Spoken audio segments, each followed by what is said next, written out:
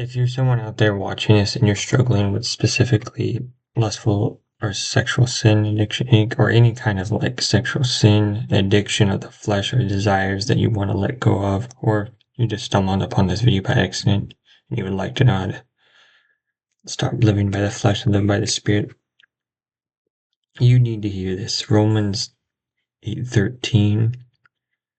It in the letter of St. Paul to the Romans, it says, where is it? For if you live according to the flesh, you would die, but if by the Spirit you put to death the deeds of the body, you will live. So if you don't know what living by the Spirit or the flesh is, I made a separate video about that. But live by the Spirit, so pray, fast, worship Jesus, be in intimacy with Jesus Christ.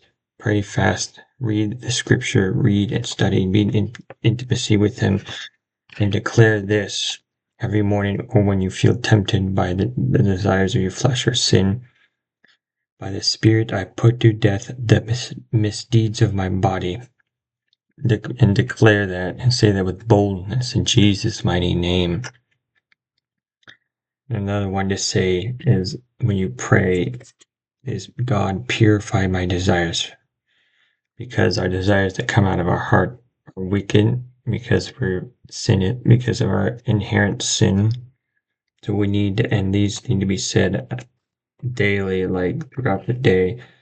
And there's this really good video that I watched about this. I'll leave it in the description, but you have to go watch that video. Okay, there it goes into a lot more specific and better detail than I can give.